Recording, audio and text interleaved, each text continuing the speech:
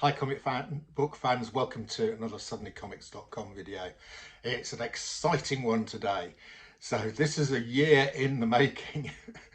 So about a year ago, I went in to see Heritage in their offices in London.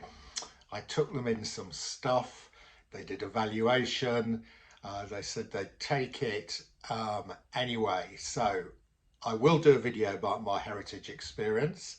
But this has now come virtually full circle. So I decided to spend the money that my auctions had made in America on buying comics at Heritage, thus avoiding having to pay fees for transfer of money and conversion of money from dollars to pounds.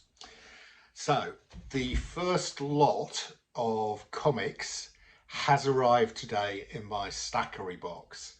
So I did reduce the shipping charge quite substantially by having Heritage shipped to my Stackery account. And then I shipped from my Stackery account here with my usual lot of comics from Stackery. So here we have, it's here packed up. I think there are 5 slabs in here. 1, 2, 3, there should be 5 slabs in here. Okay.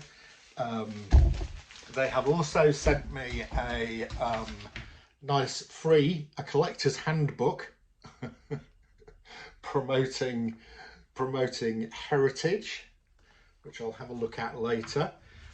So now I am going to unpack this. Okay. So this would have been taken out of the Heritage box at Stackery and then placed in my box in the bubble wrap. It looks fairly good. Hopefully there's no damage. I've also got the invoices came with this as well, but I've seen those before because I got those electronically. As I say, I will do a video about the whole Heritage experience, which is mixed. Some parts really good, some parts not. Okay, here we go, guys. There are 5 slabs here. The first is, so you should be knowing what to expect really. So these are all for my PC, not for reselling. Oh, it is a cracker. Absolute cracker. Okay, this is Fantastic Four, number 63. Sandman, Blastar, Crystal and Triton appear. It is in a 5.5, and this is the first comic that I won. I put a bid in for it. This wasn't particularly expensive actually. I think I got a good deal on this one, but it looks great. It really does look. It looks better than a 5.5. Yeah, white pages. Yeah, white pages. So when is this comic from? This comic is from 1967, so that's pretty good. It's got white pages, 5.5. Happy with that.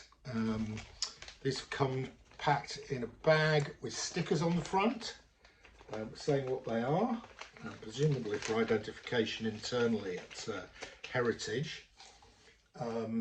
So that's the first one. We've got 5 of these. That's probably the least valuable one of the 5. Right, next up it is a Batman.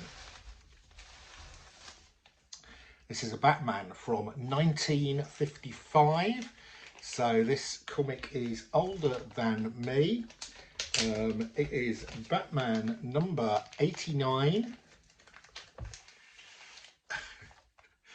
And it's starring Bruce Wayne's Aunt Agatha. Batman number 89 in a 4.5. Again, I put a bid on this, which I thought was a pretty reasonable to lowish bid, and I won it. So I am a Batman collector. I am gradually putting together some of these early Batmans. This is an interesting one. This is there's no Comic Code Authority symbol on this. This was the last pre-code Batman. Okay, so this is the last issue of Batman before the Comic Code Authority came in. Very interesting. Bill Finger story, Win Mortimer cover, Dick Sprang, Charles Parrish, Sheldon Meldoff and Stan K art. Very nice. The last pre-code Batman. Okay, let's put that back in its bag, keep it protected. These look really sharp, by the way. There's no scuffing or anything wrong with these. I can't see the slabs are intact. No cracks. Okay, next up. Oh, right, this is a real special one. This is a really early Catwoman, well, quite early Catwoman, and this is Batman number 84 from 1954. So again, we have no Comic Code Authority sticker. It's a really great Catwoman cover. You can see Catwoman here, flashing her legs. And she has got the Catwoman and the Sleeping Beauties of Gotham City. So we have a real good girl cover here, good girl art cover here. It's a 2.5, cream to off-white pages, and I think that's to do with the spine, but it presents really nicely. Very happy with that one.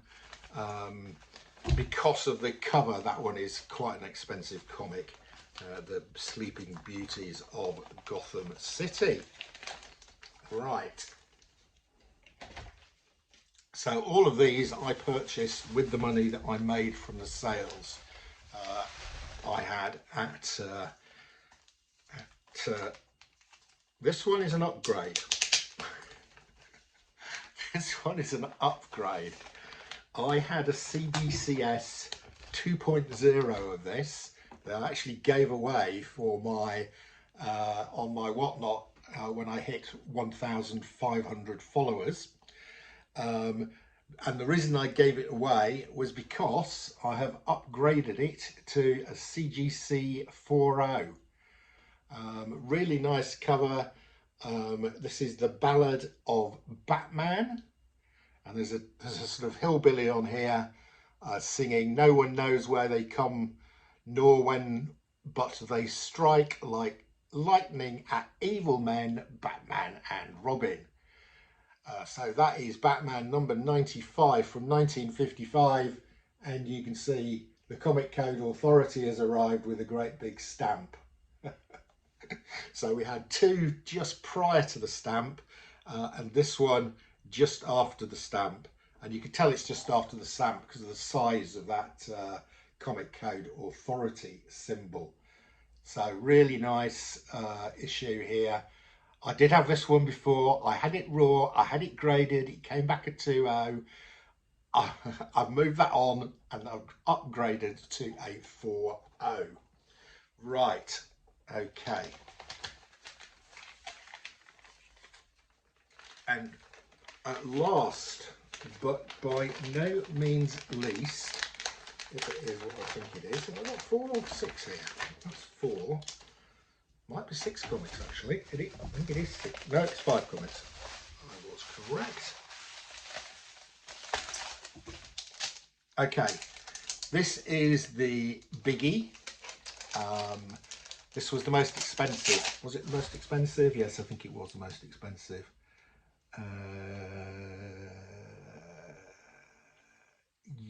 Yes, just. This was tying with that Catwoman actually.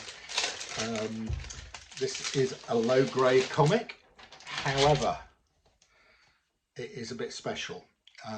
So this is a yellow label, Fantastic Four, annual number 1. And the reason it is a yellow label is that it is signed by Stan Lee.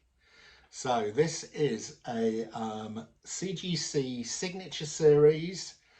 This was signed by Stan. on the 5th of September 2010, and absolute cracker. I'm a collector of Fantastic Four. I do have this raw, low grade, but when I saw this one up for auction, I put a bid in, and I think I got this at a really, really good price. Stan's signature on these type of key comics adds quite a lot of value. But anyway, that one is staying in my personal collection.